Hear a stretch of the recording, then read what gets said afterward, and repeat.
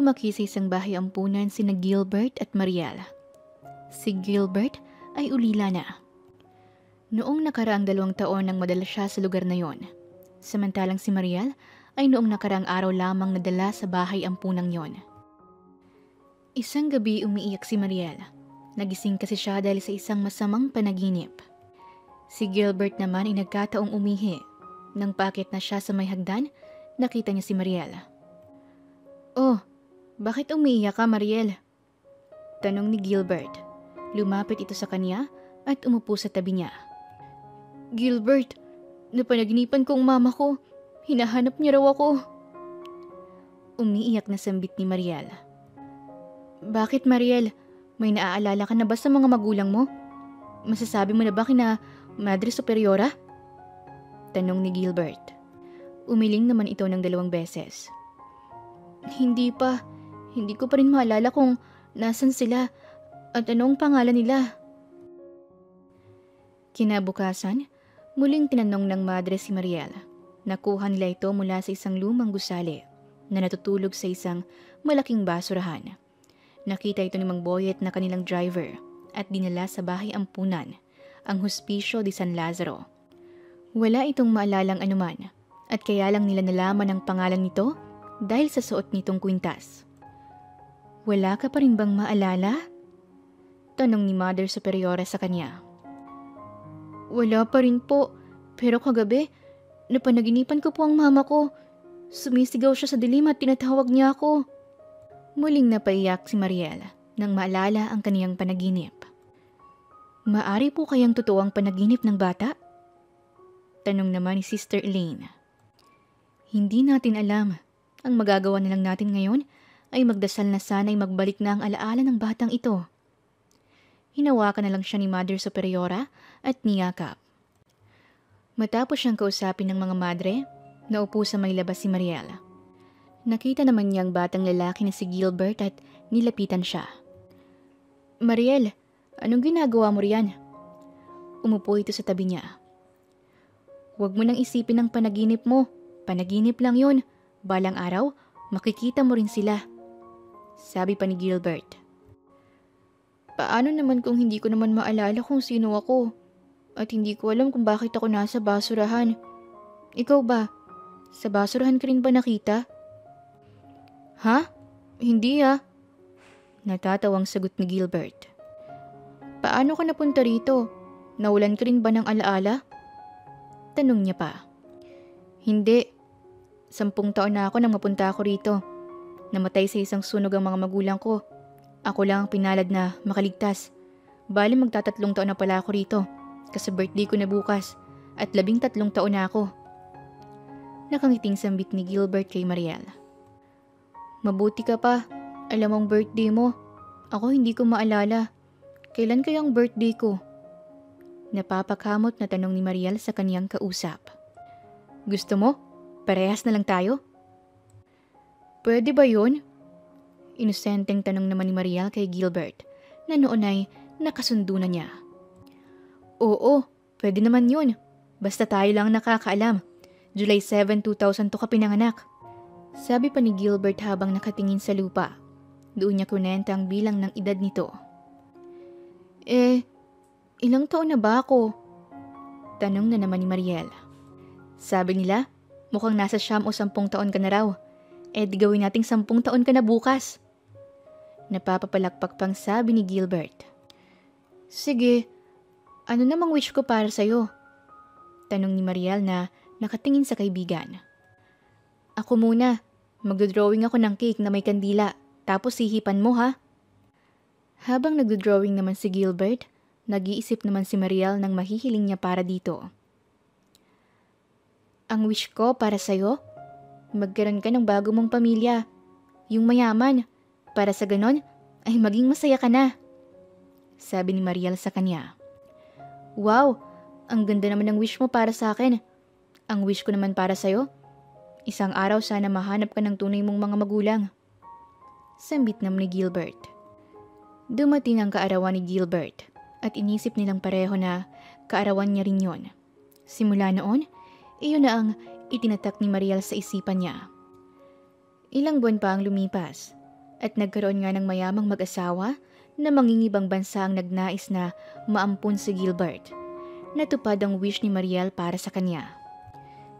Gilbert, aalis ka na? Iiwan mo na pala ako. Umiiyak na naman na sambit ni Mariel. Oo, Mariel. Tinupad ng Diyos ang hiling mo para sa akin. Mayayaman ang umampun sa akin at dadalhin daw nila ako sa Amerika. Kaya naman magkakahiwalay na tayo. Pero pangako ko sa'yo, nahanapin kita balang araw kapag mayaman na rin ako. Magkikita pa tayo. Isang pangakong binitawan ni Gilbert sa kanya na kahit kailan ay hindi niya nakalimutan. Pinanghawakan niya ang pangakong yon kahit na nakaalis na rin siya sa bahay ampunan. Lumipas ang 2 taon pa bago may nakapag-ampon kay Mariela. Hanggang sa mga panahon na yon ay hindi pa rin nagbabalik ang kanyang mga alaala noong panahong nakuha siya sa isang malaking basurahan. Sina Ginoong Alfonso at Ginang Lucelia Divares ang nakapag-ampon kay Mariela. At mula nga noon ay Divares na ang apelyidong dinadala niya. Dinala siya ng mga ito sa Tondo, Manila at doon na sila nanirahan. 10 taon na rin ang lumipas. Simula nang makapagtapos siya ng high school ay hindi na siya nakapag-enroll pa para sa kaniyang pagkukolehiyo dahil sa nagkasakit ang kaniyang ama ng malubhang karamdaman at simula nga noon ay unti-unti nang nalugi ang kabuhayan nila. Makalipas pa ang 1 taon, namatay ang kanyang itinuturing na ama. Hindi naman kinaya iyon ng kaniyang ina. Nalungkot ito at unti-unti na ring nagkasakit. Humina ang katawan. Mami, kaya mo yan. Dadalhin ko po kayo sa ospital, Mami. Umiiyak na sambit niya habang naghihingalo naman ang kanyang mami. Hanggang sa nakita na niyang nalaglag ang kamay nito na hawak pa niya. Doon na siya lubusang napaiyak. Muli ay ulila na naman siya. Wala na namang magulang. Mag-isa na naman siya sa kanyang buhay. Makalipas ang 2 linggo, inilit ng bangko ang lahat ng mga gamit nila, pati na ang bahay ng kanyang mga itinuring na magulang. May isang babae na dumating at nagpakilalang kapatid ng kaniyang ama. Ikaw ba si Mariel? Yung ampon ng kuya ko? Kaya hindi na kami naalala kasi nag-ampon ang isang tulad mo na pala mo na nga. Malas pa. Masakit na salita nito sa kanya. Hindi naman po ganun ang sabi ni na mami at daddy. Naiiyak niyang sambit sa babae. Pweh, manahimik ka nga. Pero mukhang okay ka naman na. Malaki ka na. At mapapakinabangan na kita sa bahay. Tamang-tama. Wala akong katulong sa bahay. Tapos kapag hinog na hinog ka na, alam ko na kung saan ka dapat ilagay.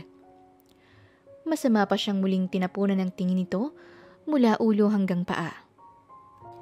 Kinuha nga siya ni Aling Loida na kapatid raw kuno ng kanyang daddy Alfonso. Ngunit ang ipinagtaka niya ay kung bakit napakasama ng ugali nito, malayong malayo sa kaniyang ama. Nakarating sila sa isang lugar malapit lang din sa Tondo.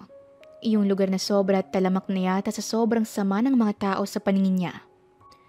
Ang tinitirahan ng tiyahin niyang ito ay isang lugar na kahit saan ka tumingin ay puro kumpulan ng mga manginom.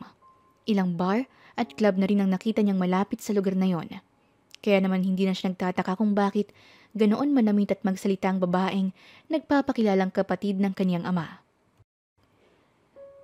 Chang Loida, matanong ko lang po, bakit hindi man lang po kayo nabanggit ni daddy sa akin na may kapatid po pala siya? Matapang niyang tanong kahit na alam niyang maaaring masigawan na naman siya nito. Nagtanong ka pa? Syempre dahil sa inyo ng malanding asawa niya. Baog na nga ayaw pa niyang iwan at nag-ampon pa. Napakatanga ng kapatid kong iyon. Naituro pa nito ang kamay pa itaas habang minumura ang yumao ng kapatid.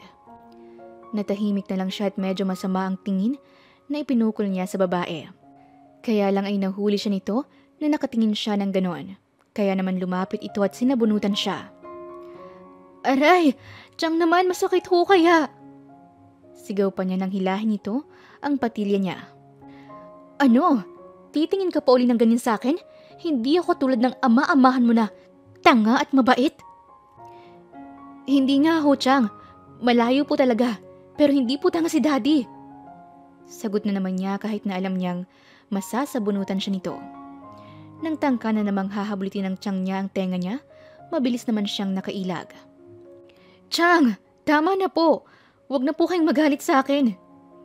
Tinangka naman niyang umatras. Ngunit hindi niya alam na may tao pala sa likod niya at naatrasan niya. Si Lando.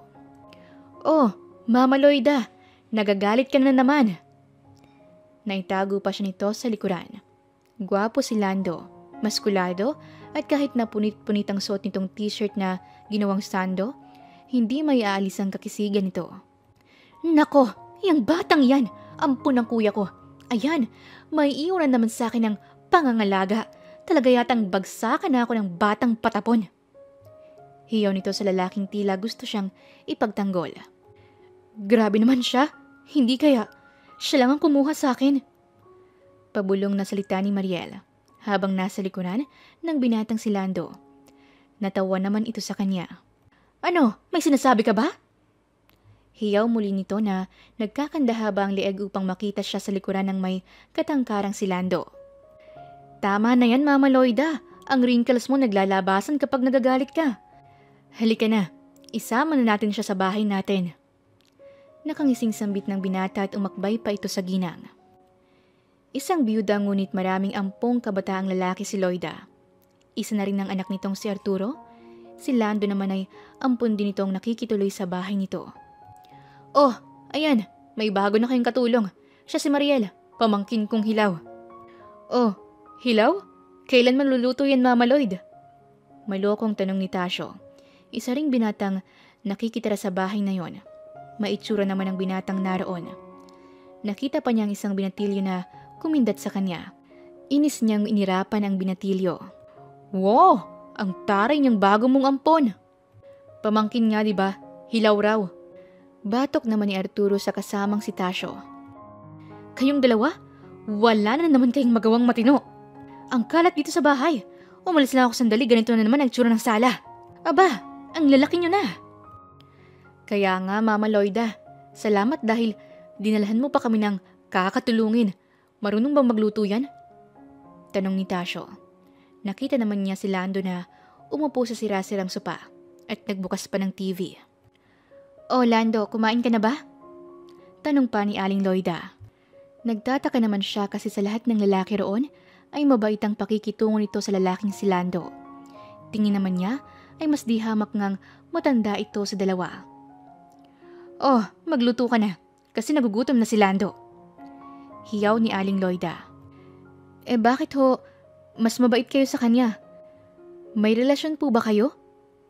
Wala sa loob na tanong niya habang nasa lamesa na siya at naghahanap ng mga ricados. Agad namang nadampot ng ginang ang isang garapong babasagin at ibinato sa kanya. Mabuti na lang at mabilis pala siyang kumilos at napaupo agad siya. "Bakit po kayo nang babato?" Naibulalas niya. "Sira ulo kong bata ka, ha?" Halos umusok ang ilong nito na nilapitan pa siya. At hinila na naman ang ilang hibla ng buhok niya na nasa may malapit sa tenga.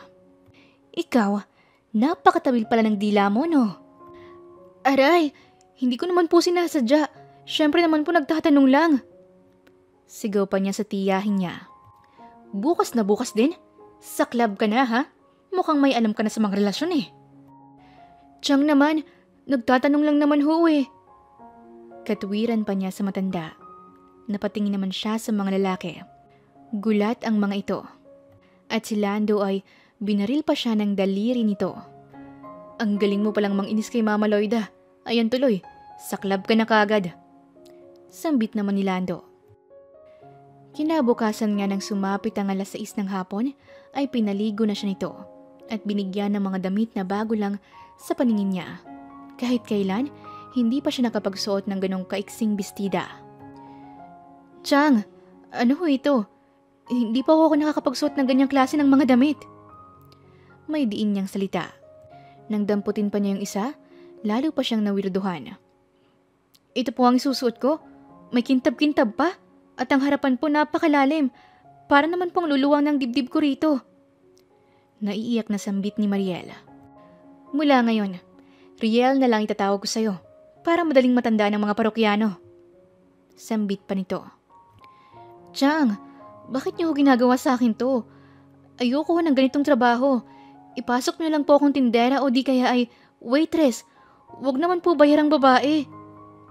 Tuluyang tumulo ang luha niya. Anong sabi mo? Dinutdot nito ang mukha niya. Sabay na hampas pa nito ang ulo niya at saka siya pinagahampas. Mama Loida, baka naman puro pasana yan kapag dinala ko sa club. Sigaw ni Lando na siyang maghahatid sa kanya sa club na iyon. Nang nasa sasakyan na siya, umiiyak pa rin siya.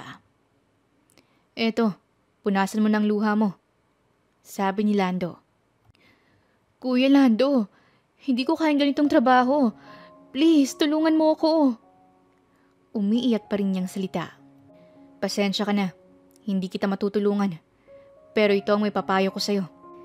Sa sandaling may bumiling matandang mayamang parokyano sa'yo, sumama ka na at pumayag. Kasi yun lang ang paraan para makatakas ka sa ganitong klaseng impyerno. Mariing bilin ito sa kanya. Halos isang buwan na siyang nagtatrabaho sa lugar na yon. Pero walang gabi o araw na hindi siya umiiyak. Palagi kasi siyang napapagalitan ng kanyang tiyahin dahil sa palagi siyang natatapat sa mga manyakis na customer. Kaya palaging nagkakagulo sa loob ng club. Paano'y palagi niyang binubuhusan ng alak ang parokyanong hahawak sa hita niya. Nang gabing yun ay isang matandang lalaki ang nag-request sa kanya. Riel, ikaw raw ang gusto ng matanda dun sa table number 5. Puntahan mo na't mabait yan. Regular customer yan dito. Gawin mo lahat para matuwa. Sambit ng tiyahin niya.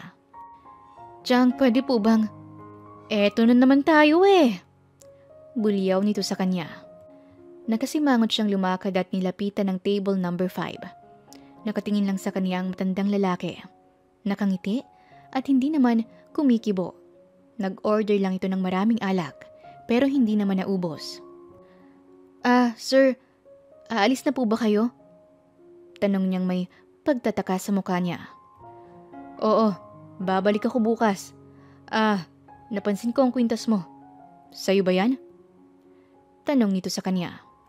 Mabilis naman siyang napahawak sa kwintas niya at mabilis yung ikinubli sa loob ng suot na damit. Nako, opo, pero wag niyo po akong isusumbong. Nakalimutan ko lang pong itago to. Sambit pa niya ng pabulong, bagamat maingay ang buong paligid nila dahil sa malakas na tugtugan. Pangalan mo bang tunay yan? Opo, Mariel po ang totoong pangalan ko. Kaya lang, ipinaiba po ng bruhang yun. Napapangiti niyang biro sa matanda. Natawa naman ito at binigyan pa siya ng pera bilang tip. Nagulat siya dahil malaki ang halagang ibinigay nito. Itago mo, baka kuhanin ng bruha. Ngumiti pa ang matanda bago siya tuluyang iniwan. Nang makalis yun ay mabilis namang nilapitan siya ng tiyahin niya. Akin na? Inilahad pa ang isang palad at naniningkit ang mga mata nito. Wala naman pong binigay, Chang. Pamaktol pa niyang salita sa kanyang tiyahin na nooy hindi inaalis ang kamay sa harapan ng kanyang muka. Ibibigay mo o lilipad ang palad ko dyan sa muka mo? Bulyaw pa nito sa kanya. Marahan namang kinuha ni Mariel ang perang ibinigay ng matanda sa kanya at inilapag sa nakabukang palad nito. Ayan na po. Nakanguso pa niyang sambit sa kanyang tiyahin. Kinabukasan, nagulat na lang siya nang may malakas na kumakalampag sa pintuan ng kanilang quarters. Hoy! Riel! Gumising ka nga dyan! Malakas na sigaw ng kanyang tiyahin. Sa lakas ng boses nito ay nabulahaw ang lahat ng mga kasamahan niyang natutulog din. Pipikit-pikit pang sumungaw si Bridget sa kanya. Riel, buksan mo na. Nako, yung huling nalampag yan dito may babaeng naibenta niya sa malaking halaga. Nako, baka yan ang hinihintay mong pagkakataon. Sabi pa ng kasamahan. Mabilis naman siyang napabalikwas ng bangon sa pag-asang iyon nga ang dahilan at dinasal niyang sana ay mabait na tao ang makabili sa kanya at tratuhin naman sana siya ng tama. Bakit ho, Chang? Bulalas pa niyang tanong. Maligo ka at magpaganda ka. May gustong bumili sa'yo. Mayamang matanda. Ang gusto ko, huwag kang pumayag agad. Magpapalaki ako ng presyo. Mariing habilin nito sa kanya. Opo, sagot lang niya. Ngunit sinabi niya sa kanyang sarili na sa oras na makita niyang mukhang mabait naman ang taong iyon, ay papayag na siya kaagad. Nang naroon siya sa harapan ng matanda, nakilala niya ito. Kayo po yung customer ko kagabi, hindi po ba? Magalang pa niyang tanong. Bossing, baguhan lang ang babaeng to. Ni wala pa nga yatang karanasan sa lalaki. Bakit siyang gusto mo? Hindi ka nito mapapaligay sa kama. Marami akong veterana. Pwede kang mamili sa loob. Malanding salita ng tiyahin niya. Ayaw pa nitong ibigay siya ng gano'n na lang. Ganun ba? Natanong pa nito. Naalarma naman siya at napatayo. Ako na lang po ang bilhin mo, sir. Magaling po ako. Kaya kong gawin ang lahat. Sabi pa niya para lang hindi nito maisipang palitan pa siya. Sige, Mama Loida. Name your price para sa isang to. Mukhang porsigidong matuto. Ngumisi pa ito habang tinitingnan siya mula ulo hanggang paa. Siya naman ay nagdarasal. Lord, sana naman po hindi mali yung pagkakilala ko sa matandang to. Please po, gusto ko na pong makalis sa lugar na to at sa poder ng tiyahin kong hilaw. Mariin niyang usal sa kaniyang isipan. Tila dininig naman agad ng Diyos ang panalangin niya. At maya-maya lang, abot langit na ngiti ng tiyahin niyang walang ibang ginawa kundi ang ngumata ng bubble gum. Oh, sige na, umalis ka na. Hiyaw na naman itong muli sa kanya at masama pa ang tingin. Bit-bit niya ang kanyang isang malaking bag. Paalala lang, boss, hindi ko na siya tatanggapin. Hindi na pwedeng ibalik at bawiin ang pera. Mariing bilin ng kaniyang tiyahin. Salamat po sa lahat, Chang. Kahit na hindi niyo po ako trinato na parang tao. Sambit niya sabay talikod. Aba talagang... Naiinis pang sambit nito na naiamba pa ang isang kamao. Maagap namang nahawakan ni Lando ang kamay nito. Mama Loida, hayaan mo na. Isa pa, sakit siya ng ulo natin dito sa club. Sambit ni Lando na palihim na ngumiti nang makita niyang nakaalis na ang sasakyan ng matanda kasama siya. Habang nasa biyahe naman sila ng matanda, hindi niya mapigilang magtanong dito. Kahit na natatakot siya. Iniisip pa lang niya na aasawahin siya nito, tila gusto na niyang masuka. Kaya lang, wala naman siyang magagawa.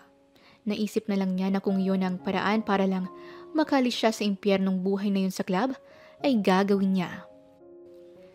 Siguro, ipipikit ko na lang mga mata ko ng mariin at lulunok ako ng maraming beses ng laway ko. Bulong niya sa kanyang sarili habang nakatanaw sa labas ng bintana. Ngunit naririnig naman siya nito. Anong binubulong-bulong mo dyan? Kunot na upang tanong ng matanda. Wala po. Pasensya na po kayo. Hindi ko naman po gustong sabihin ang mga nasabi ko. Pipilitin ko pong gawin ang lahat ng gusto nyo. O baka naman po wala kayong katulong, sir. Pwede naman po akong maging katulong nyo. May pakikiusap na sambit niya sa matanda. Natawa naman ang matanda ng malakas. Kitang-kita kasi ang kainosentihan niya sa kaniyang muka. Bakit sa akala mo ba'y gagawin kitang asawa? Tanong nito sa kanya. Ho? Bakit ho? Ano po bang balak niyong gawin sa akin? Tanong niya sa matanda. Ngunit inihinto na nito ang sasakyan sa tapat ng napakalaking gate at halatang magara ang bahay na nasa loob noon. Yan ang bahay ng amo kong binata. Siya ang nag-utos sa akin na bumili ng babae sa club nyo. Pero hindi ko nga alam kung anong plano niyang gawin. Ikaw nang bahalang umintindi sa kanya. Masungit siya at palautos. Lalo na siguro kapag nasanay na siya sa'yo. Yun lang ang sinabi nito sa kanya. At pinindot na nito ang busina ng kotseng sinasakyan nila. Mabilis ding bumukas yon. At may mga gwardyang nakita niya na nakatayo sa magkabilang gilid na nagbukas ng gate na yon. Nginitian lang ng matanda ang mga yon. Habang tuloy-tuloy na pumapasok ang sinasakyan nila. Inihatid lang siya ng matandang hindi na nagpakilala sa kanya. Magkikita pa naman daw sila balang araw. Naiwan siya sa isang napakalaking living area na naroon. Kahit yata ilibot niya ang mga mata niya, hindi niya pa rin makikita kung nasaan ang kusina at ang banyo nito. Hey! Sigaw ng lalaking bumaba na galing sa napakataas na hagdanan. Nakataas pa ang isang palad nito para mapansin niya. Nang makababa ito at makalapit sa kanya, agad naman din niya itong nilapitan na para bang nagmamadali siya. Isan po ba ang banyo nyo? Urgent lang po, pasensya na. Napupups na po kasi ako. Bigla niyang nasabi habang namimilipit ang dalawang binti at tila hindi na niya napigilan ng mapautot sa harapan ng binata. Dahil sa lakas ng aircon sa buong bahay, umalingasaw talagang lahat ng amoy mula sa loob ng tiyan niya. Hoy, kuya, bilisan mo na kasi. Jebs na po ako. Nanlalaki naman ang mga mata nitong nahila siya patungo sa banyo at binuksan iyon tsaka siya ipinasok. Ano kayang pinagkakain niya? Naitatanong ng binata habang nasa loob siya ng banyo. Tinungo naman ng binata ang kanilang malaking kusina at naghanap doon ng ginger powder at saka tinimpla. Hindi niya alam kung mainam ba yon para sa nagdadayariya, pero itinimpla pa rin niya yon sa maligamgam na tubig. Nakakahiya naman. Nako, sino kaya yung lalaking yun? Nakakahiya. Ano ka ba naman, Mariel? Ang dami namang pagkakataon bakit hindi ka pa kasi nag-CR sa daan. Yun naman kasing si Manong, ang daming pinakain sa akin. Ayan tuloy, hindi yata ako natunawan. Sumakit ang tiyan ko. Paano na to? Baka isumbong niya ako dun sa lalaking bumili sa akin. Sabi ni Mariel habang nasa loob siya ng banyo. Ang hindi niya alam, naririnig ng binata ang mga sinasabi niya. Hoy, naririnig ko ang mga sinasabi mo. Naka-on ang mic ng audio dyan sa banyo. Sabi naman ito mula sa labas. Nanlaki naman ang mga mata niya. Ano? Bakit may mic? Anong klaseng banyo ba to? Baka naman may camera din at nakikita mo pang ginagawa ko rito. Napataki pa siya sa harapan niya dahil kasalukuyan pang nakababa ang underwear niya. Bastos ka! Isusumbong kita sa amo mo. Alam mo bang yung amo mong mapapangasawa ko? Lagot ka lang kapag hindi mo pinatay ang camera. Humanda ka! Hindi naman magkandamayaw sa katatawa ang binatang nasa labas ng banyo. Tawang-tawa siya sa mga panloloko niya sa dalaga. Maya-maya pa ay bumukas ang pintuan at nagkunwari siyang seryoso at walang reaksyon. Nakanguso naman at masama ang tingin sa kanya ni Mariel. Grabe, ang sama mo! Hindi mo ba alam na magiging amo mo ako? Pumamewang pa ito sa harapan niya. Pigil na tawa ang kanyang ginawa kaya tumalikod siya at paulit-ulit na tumikim. Alam mo kasi, wala pang amo ko na bumili sa'yo at aasawahin ka. Kaya ako munang bahala sa'yo habang wala pa siya. Ano bang pinagkakain mo? Tanong naman niya. Ano? Wala siya? Natatakot na salita nito sa kanya. Oh, bakit ka naman natakot? Wala siya? Ibig sabihin, ikaw lang at ako ang naririto tsaka mga gwardiya sa labas? Sambit niya pa. Wala na rin sila. Pumupunta lang sila rito kapag gusto ko. Nandun na sila sa main house namin sa Manila. Sa main house ng amo ko sa Manila. Nauubo pa kunwari na sambit nito sa kanya. Nagpalakad-lakad naman si Mariel at nag-iisip ng mga bagay na dapat niyang gawin. Ano raw ang sabi niya? Kapag dumating ako, ibinilin ba niyang darating ako? Pinagbilinan ka ba niyang wag akong gagalawin? Ano? Anong binilin niya? Tanong pa niya sa binata. Wala naman. Wala siyang binilin. Tsaka wag kang mag-alala no. Wala ka namang dating. Ang akala ko nga ang dadalhin ni Lolo Carding ay isang babaeng maganda, sexy at matangkad. Kaya lang, para kang batang hindi lumaki. Sabi pa niya sa dalaga. Maliit lang kasi ang babaeng si Mariel. Nasa 5 flat ang taas niya, maiksi ang buhok at maputi. Ngunit kakikitaan mo naman siya ng naiibang alindog dahil talagang humubog at gumanda ang katawan niya. Taliwas sa sinabi ng binata. Napahawak pa siya sa buong katawan niya at napapanguso. Talaga? Hindi ako sexy? Bakit ang daming lalaking nagre-request sa akin sa club? Ako palagi kahit na ayaw ko. Napapakamot na tanong niya. Ewan, baka kasi madilim doon at puro malalabo ang mga mata ng mga customer niyo. Tsaka sa pagkakaalam ko, puro matatanda na ang mga nagkakagusto sa'yo. Si Lolo Carding talaga oh. Ikaw palang natipuhan. Ano ngang pangalan mo? Pakunwari pang tanong niya na lumakad pa papalapit sa sala. Habang ito naman ay napapasunod sa binata. Naupo siya sa mahabang sopa. Ako si Mariel, aka Riel. Sagot naman ng dalaga ng makaupo. Uminom ka muna ng salabat, baka sakaling maibsan ang paghilab ng tiyan mo. Alam mo kasi, medyo mabaho ang nilabas mo kanina. Seryosong sabi ng binata. Ngunit ang totoo ay natutuwa itong asarin siya. Namula naman ang mukha ng dalaga at napayuko.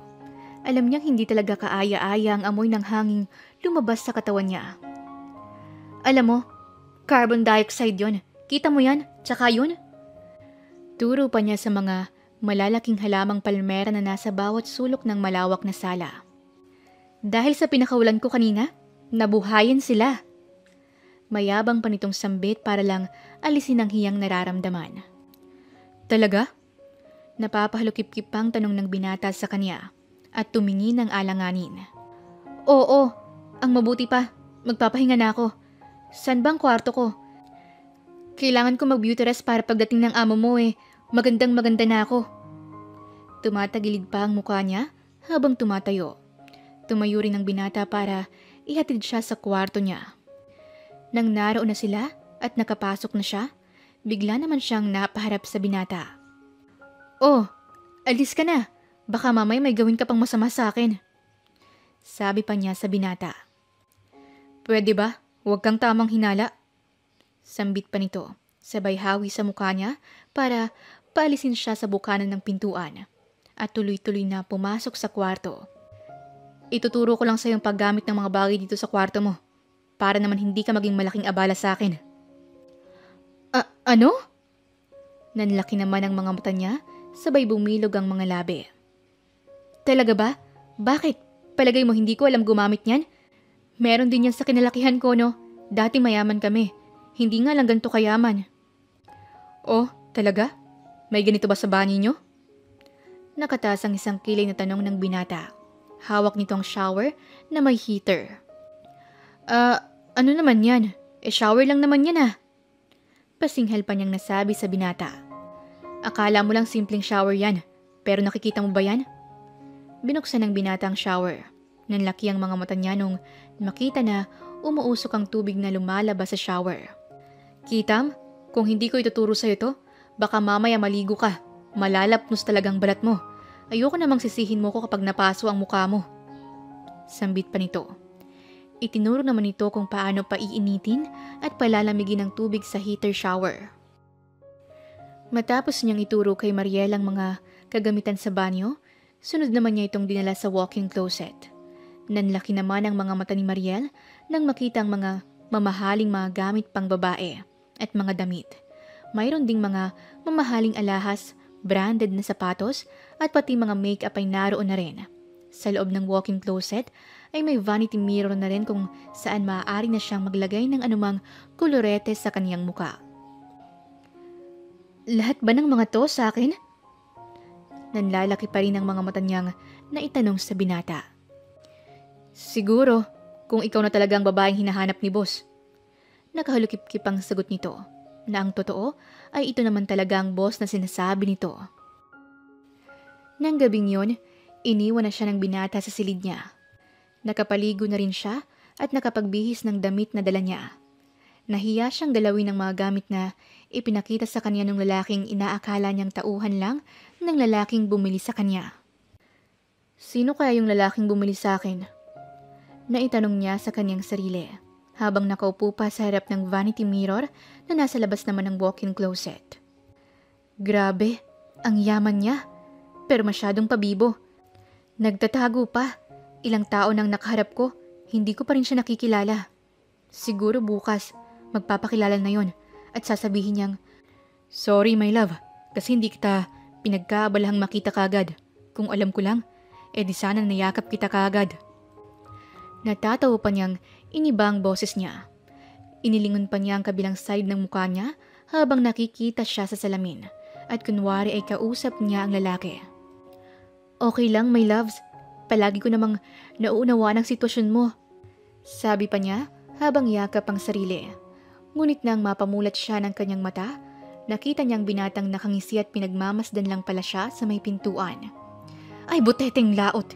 Anong ginagawa mo dyan? Gulat pa niyang nahawakan ng dibdib. Ngingiti-ngiti namang pumasok sa loob ng silid niya ang binata. Nakakatawa ka naman. Bakit mo siya ini-imagine? Paano kung pangit naman pala yun? Napatukod pa ang dalawang kamay nito sa kamang kinauupuan. Wala lang. Kaysa naman nakakatakot ang isipin ko. Kaya sweet moments na lang. Ang mahalaga, siya ang dahilan kung bakit ako nakatakas sa malaimpyernong lugar na yon. Sagot pa niya sa binata. Tumango-tango lamang ito bago muling nagsalita. O siya, hindi ka ba nagugutom? Hindi na, bukas na lang ako kakain. Sambit pa niya na bahagya ng ngumiti. Kinabukasan ng magising siya, narinig na niya ang mga nagkakaingay sa labas ng kaniyang silid. May ilang mga trabahante ang naroon at may inaayos sa kabilang silid. Ilang mga kasambahay ring babae na naglilinis. Bahagya pa niyang ibinukas ang kaniyang pintuan at sumilip. Bago siya lumabas ay naisipan na niyang maligo. Tsaka muling nagbihis ng damit na dala niya. Itim na jeans at puting off-white t-shirt ang isunuot niya. Nanlaki naman ang mata ng isa sa mga babaeng naglilinis sa pasilyo nang makita siyang lumabas sa silid. Manang, sino siya? Tanong ng isang babae. Ewan ko, baka bago na namang babae ni Sir. Sabi pa ng matandang babae naman. Nilapitan niya ang mga ito at nagulat pa sila. Hello po, kamusta po? Dumating na po bang may-ari ng bahay? Tanong niya pa habang nakalagay ang dalawang mga kamay sa likod. Ha? Bakit? Umaalis ba si Sir? Natanong ng isang babae sa matanda. Nako, hindi namin alam. Sino bang nagpapasok sa'yo kagabi? At sinong nagpatulog sa'yo? Yung lalaking katiwala, yung matangkad at maganda ang katawan na lalaki. Ako po yun, Manang. Wala pang amo natin, di ba? Kaya ako po munang bahala sa babaeng aasawahin daw ni boss. Napakbay pa ito sa kanya at tinatangay siya pababa ng hagdan, sabay kindat sa mga katulong. Hindi naman nakapagsalita ang mga ito dahil siya naman talaga ang boss nila. Sananisan pa nito ang dalawang kasambahay na i-zipper ang kanilang mga bibig. Ano ba? Bakit mo ko inaakbayan? Mabilis niyang inalis ang isang braso nito sa kaniyang balikat. Sorry pala. Mabilis din itong naiangat ang kaniyang mga kamay. Ngunit nang nasa salas na sila, isang katulong ang bumate. Good morning, sir! Bati ng isang katulong, sabay alis na kaagad. Napalingon siya sa lalaki at napakunot ang noo. Oh, Sir Gilbert, kamusta po ang unang gabi niyo? Nagustuhan niyo po ba si Riel? Ngunit bago pa makasenyas si Gilbert, ay muli na siyang napatingin at huling-huli niyang pagsenyas nito sa matanda. Napa-cross arms pa siyang muling tumingin sa matanda. So sir, siya po palang amo niyo na bumili sa akin? Nakakunot naman ang noo niya habang papalit-palit ng tingin sa matanda at sa lalaking amo nito. Oo naman, Riel. Bakit ano bang pakilala mo sa kanya? Sagot ng matanda sa dalaga at sabay mabilis na bumaling sa amo. Napakamot na lang sa ulo si Gilbert, lalo na nang makitang nag-walk out si Mariel at nagtatakbo pabalik ng kanyang kwarto. Hinabol naman ito ng binata. Riel, buksan mong pinto! Maring utos ni Gilbert sa nagkukulong na dalaga. Habang kinakatok ng malakas ang pintuan, mabilis pa nitong sinenyasan ng mga kasambahay para kunin ng duplicate ng susi. Nag-aalala siyang baka kung ano ang gawin nito. Napasubsob naman si Mariel sa kama at itinaki pa ang unan sa kanyang ulo tsaka doon nagsisigaw. Nakakahiya! Sigaw nito at muli pa niyang naalala ang lahat ng mga pinagagawa niya kagabi sa harap ng binata. Nakakahiya ka, Mariel! Umutot ka pa sa harapan niya at naamoy pa niyang mabahong carbon dioxide sa katawan mo. Sambit pa nito habang patuloy na isinusubsob sa kama ang muka. Nakataki pa rin sa ulo nito ang malaking unan at nagkakakawag ang mga binti nito. Lupa, bumuka ka na. Bilisan mo. Kainin mo na ako kasama ng kamang to. Sigaw pa niya.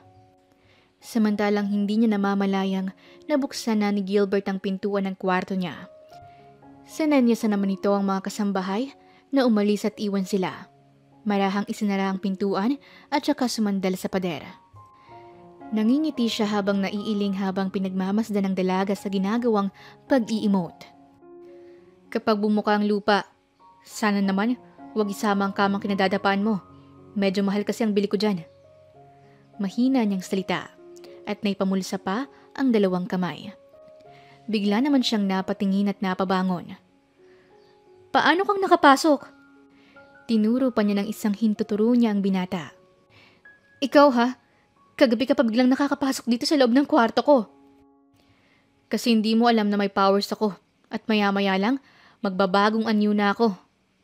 Pabiro na naman niyang sambit sa dalaga. Palagi mo na lang akong binibiro. Kagabi ka pa. Bakit hindi mo sinabing ikaw palang amo ni Manong? Ikaw palang nakabili sa akin. Pinagmukha mo pa akong tanga. Sambit pa niya na muling ibinaling ang tingin sa ibang direksyon. Kasi naman ang pangit ng bungad ng pagkikita natin. Alam kong mahihiya ka o maiilang, kaya hindi ko na muna sinabi sa'yo. Sabi pa nito na pasimpleng tinapunan siya ng ngiti. At hanggang kailan mo ko balak lokohin? Napa-cross arms pa siyang nagtanong sa binata. Hanggat kaya ko sana, kaso nga lang, napakadaldal kasi ni Lolo Carding. Di bale, kasalanan ko naman. Nakalimutan kong darating nga pala ngayong umagang mga kasambahay ko, pati si Lolo Carding na personal driver ko at pinagkakatiwalaan. Hindi ko sila nasabihan. Naiiling na sagot pa ng binata. So, balak mo pala akong pagtawanan ng matagal na panahon. Kaya ngayon, hindi mo na magagawa yun dahil alam ko ng sekreto mo. Sabi pa ng dalaga na iniismiran siya. Oo na, Miss Carbon Dioxide. Bulalas nito sa kanya, sabay pisil sa ilong niya. Nanlaki naman ang mga mata niya at pinamulahanan naman siya ng mga pisngi. Parang gusto na naman niyang sabihin sa lupa na kain na lang siya nito. Hay, nakakainis talaga at nakakaasar. Pinukpok pa niya ng paulit-ulit ang malambot na unan na nasa harapan niya. Tumayo naman ang binata at tumatawa pang iniwan na muna siya. Maiwan na muna kita. Kailangan mo pa yatang i-motivate ang sarili mo. Sige na, baka mamaya magbuga ka na naman ng carbon dioxide mo dyan sa katawan mo. Kawawa naman ang mga halaman. Naririnig pa niyang malakas na pagtawa ng binata kahit na nakalabas na ito ng kwarto niya. Naiinis niyang naibalibag ang malaki at malambot na una ng dahil sa kahiyang nararamdaman. 2 araw siyang nagkulong sa kwarto niya. Hindi niya pa rin alam kung paano niya haharapin ang lalaking inakala niyang katiwala lang ng mansyon na yon. Yun pala ay yun ang lalaking nakabili sa kanya. Hindi nga lang niya alam kung magkano siya nito binili.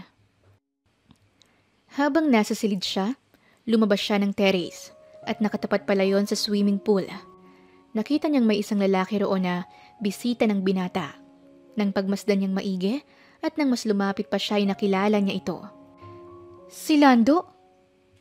Kinurap-kurapan niya ang kanyang mga mata. Baka kasi nagkakamali lang siya. Pero hindi nga siya nagkamali. Bakit kaya siya narito? At magkakilala sila ng Pinokyong yon? Isang lalaking ubod ng sinungaling.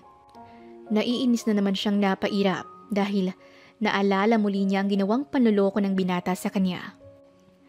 Ang ginawa niya ay marahan siyang bumaba at nagtungo sa lugar na malapit sa swimming pool.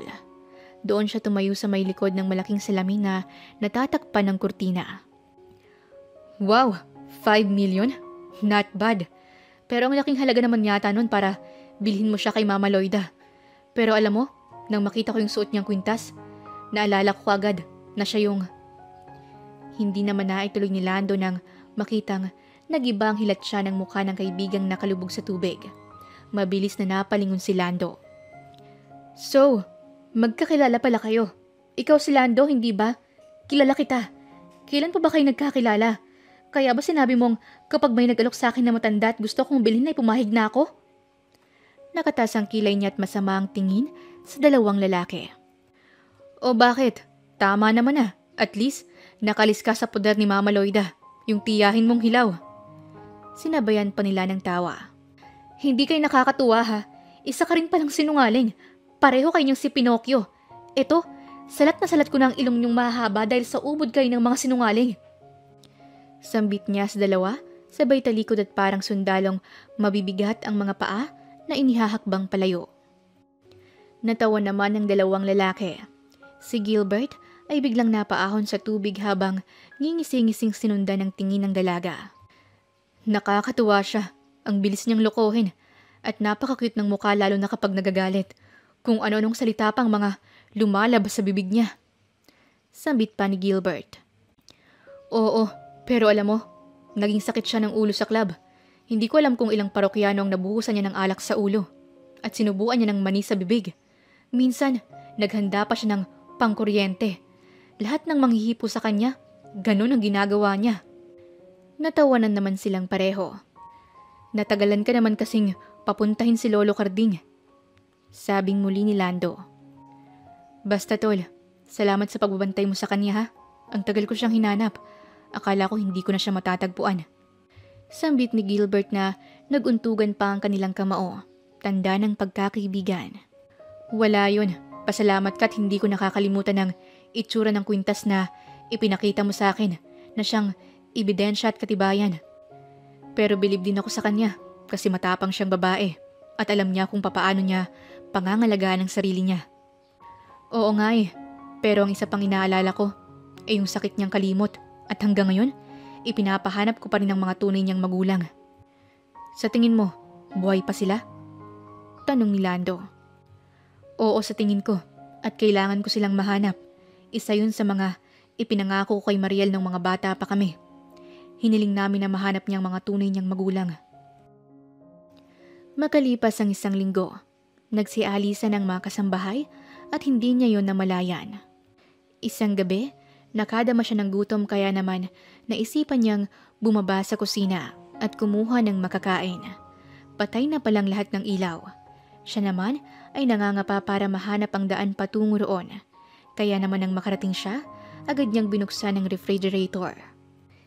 Yes, may mga pagkain. Mabuti na lang at hindi nila inubos ang mga ulam. Sandali, kailangan ko pa ng kanin. Sambit niya sa kanyang sarili habang sinasabi iyon ng pabulong at hahanapin sana ng rice cooker para sa kanin. Anong ginagawa mo? Tanong ng isang boses at nang tingnan niya ito, napakaliwanag ng mukha nito kaya't inakala niyang multo. Ah! Multo! Sigaw pa niya habang patuloy na umaatras. Hoy, Mariel!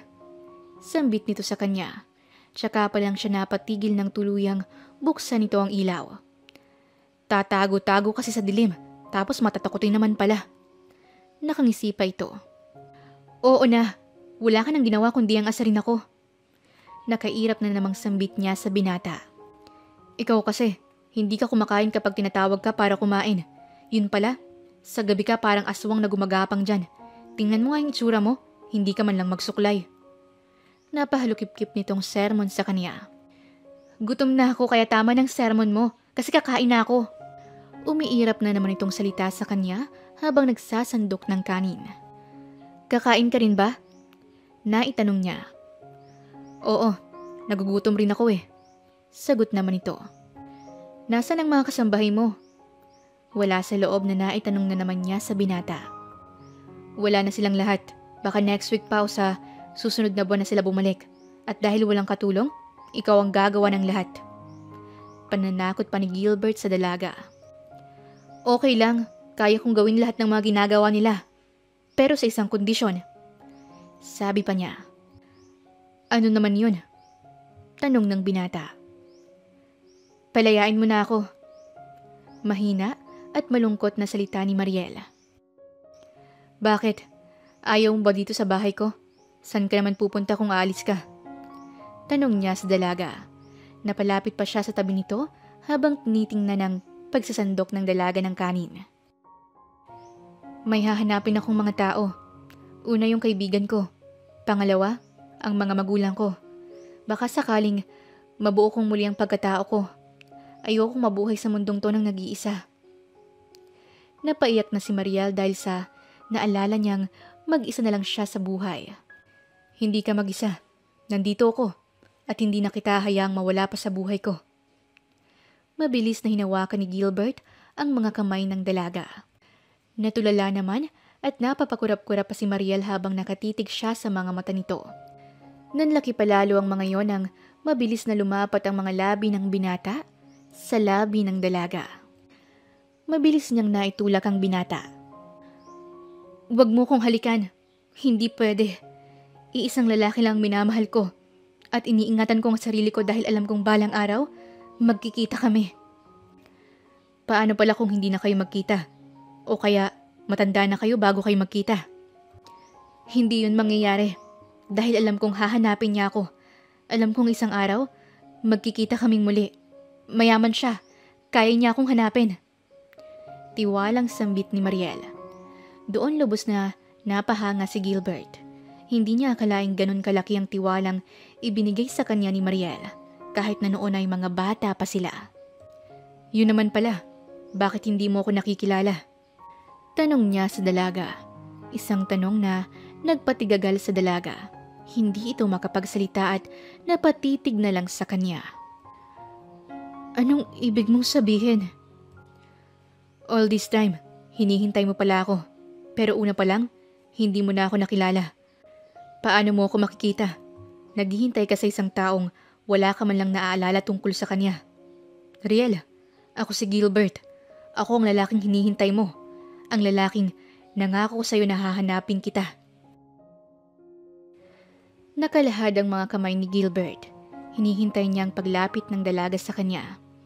Napatakbo naman si Mariel at mabilis na nilundag ang katawan ng binata. Napapatras pa si Gilbert nang masalo siya nito, ngunit hindi naman ito nawala ng balanse. "Ikaw ba siya? Ikaw ba ang lalaking yun?" "Oo, kaya lang ang bigat mo pala, Mariel." Nag-aalang ang sabi ni Gilbert habang karga siya nito. "Nakakainis ka naman, nang-aasar ka na naman eh." Sabay palo naman niya sa braso ng binata. "Aray, ikaw naman hindi ka mabiro. Alam mo nung bata pa tayo, namimiss ko ang mga pangasar ko sa'yo." Sambit pa nito sa kanya at muli siyang hinalikan ng mabilis sa labi. "Talaga? Kailan yun? Hindi ko matandaan eh." Sambit pa niya ng pabiro rin. Pero ang totoo, wala nang alaala ng kaniyang kabataan ang natitira sa kanya, kundi ang mga panahong nasa bahay ampunan sila at ang batang si Gilbert ang kasama niya. "We, ako pa ba makakalimutan mo? Noon pa man, sinigurado ko nang hindi mo ako makakalimutan. Kaya nga, ibinigay ko sa'yo ang birthday ko eh." "At salamat sa birthday mo. May birthday akong ipinagdiriwang." Naidikit pa niya ang ilong sa ilong ng binata at paulit-ulit na ikiniskis yon.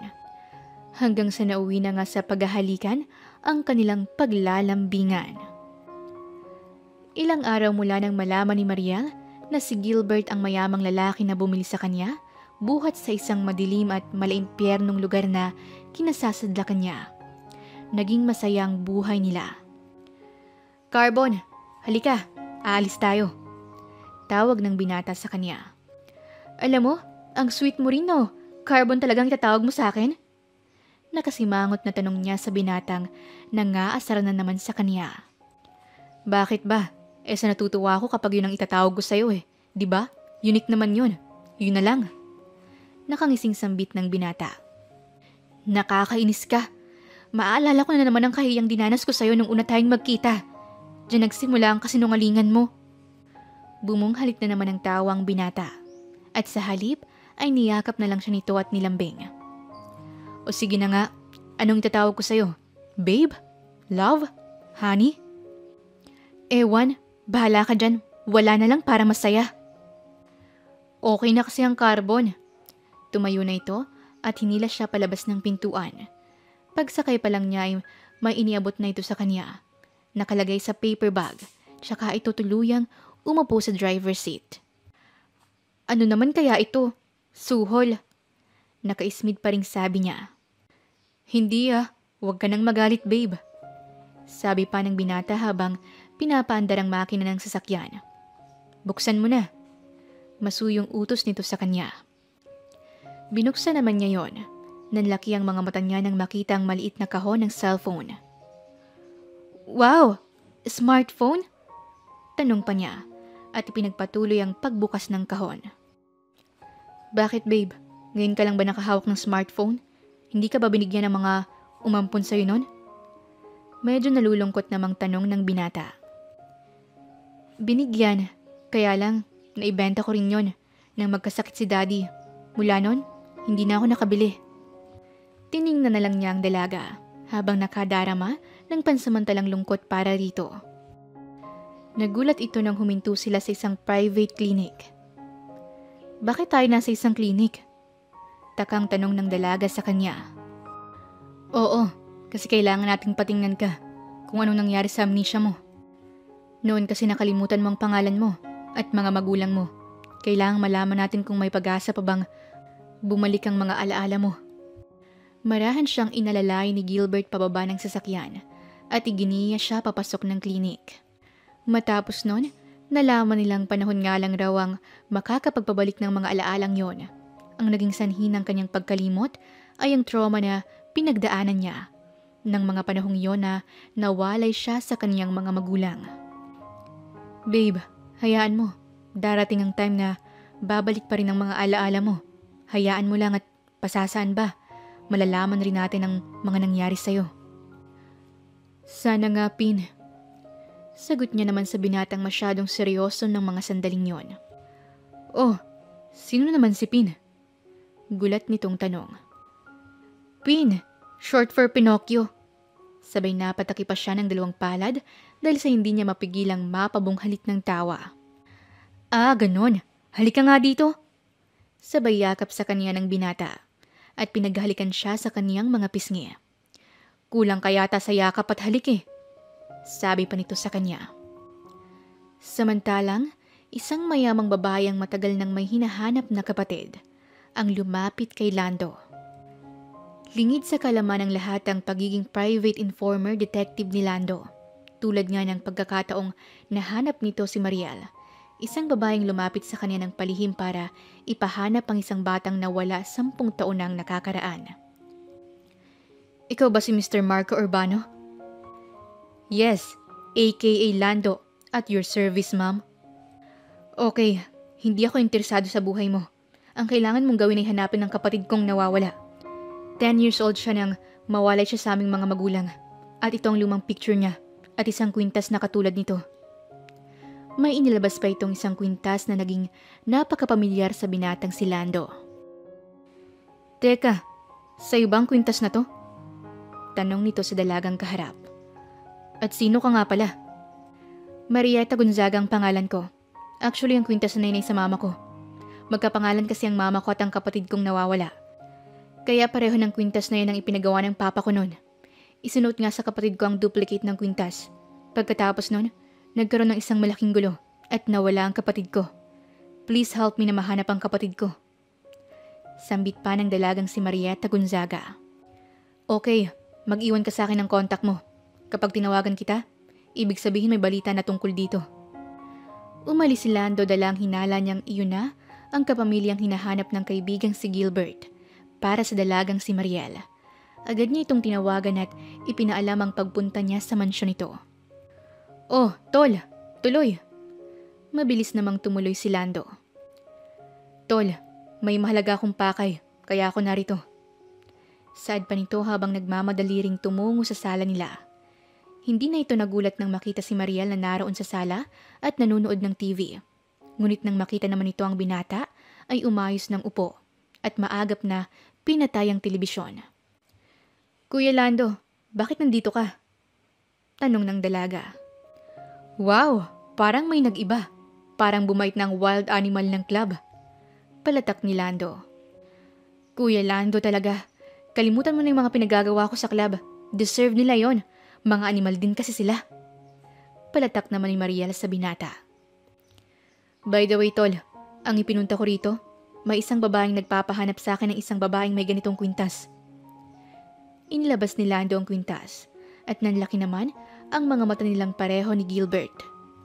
Kwintas ko yan ah! Napatayo si Mariel at nagtatakbo paakyat ng kwarto niya. Nagkakatinginan lang ang dalawang lalaki. Nang makabalik siya, nakita niyang malayo nang itinatakbo ng pag-uusap ng dalawa at tiyak niyang seryosong pinag-uusapan ng mga ito. Babe, anong pinag-uusapan niyo? Nakakunot pa rin ang kaniyang noo at kinakabahan. Hawak niya sa kaniyang kaliwang kamay ang kaniyang kwintas noong bata pa siya. Babe, halika. Mahinang tawag ni Gilbert at lumapit naman siya. Ito pala ang kwintas ko. Tingnan mo. Ibinigay niya ang kwintas sa binatang si Lando at saka nila ipinagkumpara. Bingo! Magkamukha nga. At mukhang ikaw na ngang hinahanap ng dalagang kliyente ko. Sambit pa ni Lando. Kuya Lando, ano ka ba talaga? Hindi ba isa kang mafia sa club?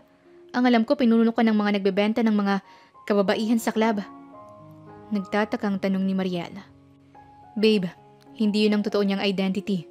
Isang private detective si Lando. At secret agent ng mga pulis. Tayo lang ang dapat makaalam. Malaki ang mga kasong hinahawakan niya. Pasalamat nga ako't naisingit pa niya ang kasong ipinakiusap ko sa kanya. Ang paghahanap sa'yo. Sagot naman ni Gilbert. Ganun ba? Salamat pala Kuya Lando. Bukas, kailangan makipagkita tayo sa babaeng nagpapahanap sa'yo. Pero syempre, ingat pa rin tayo. Kasi hindi pa natin alam ang kwento sa likod nito. Ang sabi kasi, may nangyaring kaguluhan 10 years ago kung bakit ka nawala. Kinabukasan nga, hindi na sila nag-atubiling kitain ng dalagang nagngangalang Marieta Gonzaga. Siya pala ang nakatatandang kapatid raw ng nawawalang bata noong 10 taon nang nakakaraan at mayaman ang pamilya nito. Nasa harap na sila ng isang lamesa. Si Gilbert ay katabi si Mariel, samantalang nakaharap sa kanila sina Lando at Marieta. Kung ikaw nga talaga si Mariel, kinakailangan kong mag-conduct ng DNA test na magsasabing magkadugo tayo. Kapag ganun ang nangyari, isasama kita sa mansyon ng mga Gonzaga at ihaharap sa ating ina at ipapakilala sa buong angkan natin. Tumayo na siya at inutusan ng assistant nito na kumuha ng sample para magamit sa eksamen ng DNA. Nang makakuha naman na ito, ay tumayo ng dalaga at nagtangkang aalis na. Ganun lang yun? Yun lang bang sasabihin mo? Napaka-insensitive mo naman pala. Ni hindi mo man lang ako tinanong o kinamusta. Naiiyak na sambit ni Mariel sa inaakala niyang kapatid. Hindi ko pa nga alam kung ikaw ang kapatid ko. Intay na lang natin ang resulta bago mo makuha ang inaasa mong pag-aalala. Tumalikod ito at tuluyan ang iniwan sila. Naiwan naman siyang tumutulo ang luha. Nilapitan na lang siya at niyakap ni Gilbert. Hayaan mo na siya. Ang importante, may malaking chance na mabuo mo na ang pagkatao mo. Buong buhay ko, iniisip ko kung sino ako. At nang makaharap ko siya, pakiramdam ko may malaki akong pagkakamaling nagawa sa kanya. Hindi ko alam, babe, pero nalulungkot akong makita siya. Sambit pa niya habang naihilig ang ulo sa balikat ng nobyo. Umuwi sila sa bahay pa rin ni Gilbert at sinubukan namang pasayahin ni Gilbert ang dalaga. Nakita niyang naging malungkutin ang dalaga simula ng araw na nakipagkita ito sa inaakalang kapatid. Nauunawaan naman niya ang dinaranas nitong kalungkutan. Bakit kayang baho? Babe, may inilabas ka na naman bang carbon dioxide dyan sa katawan mo? Nakangising tanong niya sa nobya. Ano? Wala no? Tsaka wala naman akong naamoy ah. Kung meron dapat naamoy ko na kagad yun. Ako nga Pinocchio, tigilan mo ako ha. Umiiral na naman yung pagiging inventor mo. Sigaw niya sa binata ngunit maya-maya ay bumunghalit na ito ng tawa. Ikaw naman, pinapasaya lang kita. Alam mo kasi, nalulungkot ako kapag nakikita kitang malungkot. Halika na, kain na tayo. Nagluto ako ng maraming spaghetti. Hinila pa siya nito patungo sa kusina. Nang nakaupo na sabay silang kumain ng pasta na niluto mismo ni Gilbert. Ang sarap! Panalo ka talaga sa pagluluto, babe. Sana kapag kinasal na tayo, ganito ka pa rin magluto, ha? Nasambit ng dalaga habang nakangiti. Natigilan naman si Gilbert habang umunguya at napatitig sa dalaga. Napansin naman iyon ni Mariel. Oh, bakit babe? Huwag mong sabihin sa akin na hindi mo ako pakakasalan. Anong hindi? Ang mahal nga ng bili ko sa'yo tapos kasal hindi? Sabi pa ni Gilbert na napapanguso sa kanya. Dahil doon, may kakaibang naisipan si Mariel. Isang umaga nakiusap si Mariel kay Lolo Carding na ilabas ang binata at ipasyal muna sa malayo at tagalan nila ang pagbalik. Kaya gumawa naman ng paraan ng matanda upang ipatawag ng papa nito si Gilbert. Babe, Huwag kang malungkot ha. Babalik ako kaagad. Ayoko nang iiyak-iyak ka dyan. Nagbili na ako kina Manang Dolores. Sila na munang bahala sa'yo. Maring bili ni Gilbert sa dalaga. Sumama ka na lang kaya. Ipapakilala na rin kita kay Papa. Hindi na babe. Alam ko na mangyayari yan pero hindi pa ngayon. I love you. Sabay mariin pa niyang hinalikan ang labi nito. Kinilig naman ang lahat ng mga tao na naroon ng araw na yon. Tara na boss. Baka kumalat ang langgam dito sa loob ng sasakyan natin. Pabirong sabi ni Mang Karding. Umalis ang sasakyan nito. At nang makitang nakalabas na ang mga ito, agad namang kumilos si Mariel at ang mga kasambahay na hiningan niya ng tulong. Inayos nila ang buong bahay at inayos nila maging ang kwarto niya. Nilagyan iyon ng mga dekorasyon. May plano kasi siyang mag-propose sa binata. Tutal, ay doon na rin sila pupunta kaya naman ireregalo na niya ang kanyang sarili sa lalaking pinakamamahal niya. Ang plano niya ay gawin na nila kaagad ang honeymoon nila pagkatapos ng pagpo-propose niya. Mainam niyang pinunasan at nilinisan ang kwintas niya. Para sa kanya, yun lang ang isang bagay na mayroon siya na maibibigay niya sa binatang minamahal. Iniligtas mo ko, babe, at binili ng napakalaking halaga. Kaya babayaran na kita at magiging akin ka na. Malakas pa siyang napatawa na para bang nagtagumpay sa isang malaking misyon. Ma'am Mariel! Bigla naman siyang napalingon sa pintuan. Hala, Manang naman, ginulat niyo po ako. Palatak niya sa matanda. Kanina pa naman po bukas ang pintuan.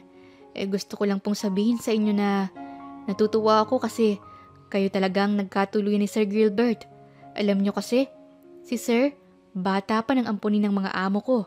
Ako ang unang naging yaya niya. Alam mo bang, parati niyang binabanggit ang pangalan mo at kinukwento ka niya araw-araw. Talaga po? Nagugulat niyang tanong. Oo, kasi daw ayaw niyang dumating ang panahon na makakalimutan ka niya. May pangako raw siyang tutuparin niya balang araw. At eto na nga. Kaya masaya ako dahil natagpuan ka niya kahit na nung una, parang gusto na niyang sumuko kasi matagal na hindi ka pa rin niya makita. Napayakap si Mariel sa ginang. Salamat po. Sinabi niyo sa akin ang bagay na yan. At least, lalo ko pong pagpupursigihin na mahalin siya at ipakita sa kaniyang pagmamahal ko. Gabi na nang makauwi si Gilbert. Patay na ang lahat ng ilaw sa kabahayan. Nagtataka siya dahil sa napakadilim ng buong bahay. Kaya nang makapasok siya at binuksan ng ilaw, surprise! Sigaw ng lahat ng mga tao. Naroon ang lahat at nakatayo habang masayang nagpapalakpakan. Oh, ano tong surprise na to? Hindi ko naman birthday ah. Napapahawak sa batok si Gilbert at nababakas ang tuwa sa mga labi nito. May malaking regalo na tulak-tulak ang dalawang kasambahay. Sir, handa na ba kayo sa regalo namin? Biglang bumukas yun at lumabas si Mariel na nakasuot ng sexy pero eleganteng dress at may hawak pang bulaklak. Sumasayaw-sayaw ito habang lumalapit sa kanya. Babe, ano ba tong ginagawa mo? Nagtatakang tanong ni Gilbert na namumula ng dahil sa kilig at kaunting hiya. Gilbert Zambrano, will you marry me? Tanong niya sa nobyo habang nakapamewang pa. Ano ba naman yung pagtatanong mo? Parang wala akong choice kundi ang umuo ah. Nakangising sambit ni Gilbert. Aba, syempre, mahal ang bili mo sa akin, di ba? Kaya wala kang choice. I love you. Sabay sigaw ni Mariel habang isinusuot ang kwintas niyang may pendant na pangalan niyang nakaukit. Yan lang ang meron ako na kaya kong ibigay sa'yo. Dahil nakaukit dyan ang pangalan ko kaya sayong-sayo na ako. Nagtawa na lamang ang lahat ng naroon na nakasaksi sa kanilang masayang wedding proposal. Oh, anong sagot mo? Nahampas pa niya ang binata. Syempre, I do. Sabi naman ni Gilbert at binuhat pa siya tsaka siniil ng halik. Lalo pang nasiyahan at nagpalakpakan ang lahat. Wow! Siguradong kasalan na bukas, sabi pa ni Mang Karding. Nang gabing yon ay maayos na nagsialisan ng lahat ng mga kasambahay nila at naiwan na lang silang dalawa sa loob ng malaking bahay ni Gilbert. Sa loob ng silid niya ito inaya. Nagulat pa ang binata dahil sa ayos ng kwarto, talagang may pinaghandaan. Mister ko, halika na sa kwarto ko kasi may sorpresa pa ako sa'yo. Sambit pa niya na medyo pinamumulahan ng pisngi. Niyakap naman siya ni Gilbert. Talaga? Parang ang daming surprise, babe. Parang masaya ako sa araw na to. Ang daming ganap sa atin na. Sambit pa ng binata. Nagulat pa ito nang makita ang mga petals ng bulaklak sa kama. Nakabitan pa ng kulay pulang kurtinang lace ang kama. Natatawa siyang napatingin sa dalaga. So, ito palang pinagkakabalahan mo habang wala ako. Kunwari ka pa na pinaalis ako kasi may sorpresa kang araw. Nakangising sambit ni Gilbert. Ang daldal talaga ni Lolo Carding. Sambit pa niya, sabay napaangklang mga kamay niya sa balikat ng binata. I love you, Mariel. Kahit sino ka pa, at kahit na ano pa ang maging pagkatao mo, mahal na mahal kita. Kaya nga rin pala ako umalis, kasi inayos kang venue ng kasal natin, at naghatid ako ng mga invitation sa buong pamilya naming mga Zambrano. Kina Papa, at sa ilang kilalang kliyente. Talaga? Ikakasal na tayo bukas? Bakit hindi mo naman agad sinabi? Nanlalaki ang mga matang napayakap siya sa binata. Kasi tulad mo, gusto kong sorpresa rin ito. Yung tipong hindi ka na makakatanggi. Muli na naman siyang hinalikan ng binata at binuhat na patungo sa kama. At sa gabing yon ay ini-advance na nila ang kanilang honeymoon. At dahil dyan, may down payment ako sa'yo. Mariing hinalikang muli ni Mariel ang labi ng nobyo na bukas ay magiging asawa na niya. Oo ba, tatanggapin ko yan. Hinagka na nga siya nito at ang gabing yon ay pinagsaluhan nila ng buo nilang lakas at pagmamahalan sa isa't isa. Kinabukasan nga ay kinasal sila sa isang kilalang simbahan sa Makati. Lahat ng mga kamag-anakan ni Gilbert lalo ng daddy niya ay naroon. Naroon din ang lahat ng nakasaksi ng kanilang proposal. Naroon din ang kaibigan nilang si Lando. At ngayon, kayo ay mag-asawa na.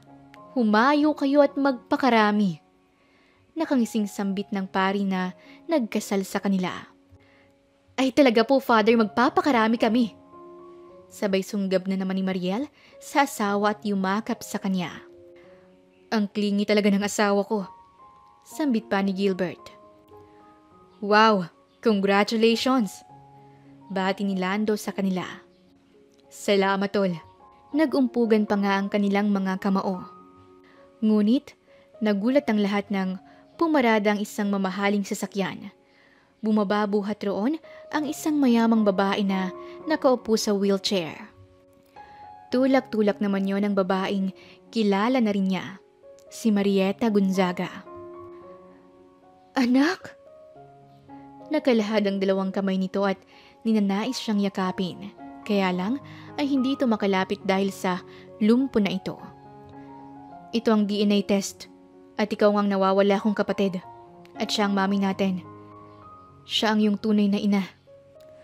Mabilis namang napatakbo si Mariel sa kanyang ina at niyakap ito. Nagkakaiyakan ang lahat dahil sa tagpong nakita ni Mariel ang kanyang tunay na ina at kapatid. At doon ay nabuo ang kanyang pagkatao. Lahat ay naging masaya, lalo na sina Mariel at Gilbert dahil sa natagpuan na nila ang kaniyang nawawalang pamilya. Mariel, about sa story kung bakit ka nawala. Huwag na ate. Hanggat hindi ko naaalala ang yugtong yun sa buhay ko, sa tingin ko, mas mabuting hindi ko naungkatin yun at magpapatuloy na lang ako sa magandang buhay ko ngayon. Sagot niya kay Marieta. Tumango na lamang ito at tipid na ngumiti. Okay, best wishes sa inyong mag-asawa. Hangad ko ang kabutihan para sa inyong dalawa. Oo ate, salamat dahil ipinakilala mo ako sa mama natin. At ngayon, mas masaya na ako sa bagong yugto ng buhay ko kasama kayo at kasama ang lalaking bumuo ng buhay at pagkatao ko. Sabay halik niyang muli sa kaniyang asawa. Salamat Mariel. I love you too. Malakas namang sambit ni Gilbert sabay buhat na siya papasok sa kanilang kotse. Kukunin ko na ang balanse mo. Sambit pa ni Gilbert. Let's go! Hiyaw pa ni Mariel at kumaway sa lahat ng mga taong naroon. Kapwa may ngiti sa mga labi ng mag-asawa habang binabaybay ang lugar kung saan nila gagawin ang kanilang pangalawang honeymoon. Wakas! Maraming salamat po sa inyong pakikinig at sana'y nagustuhan niyo ang kwentong pag-ibig ni na Gilbert at Mariel. Ito po si Inday Series at hanggang sa ating susunod na kwento. Maraming salamat po.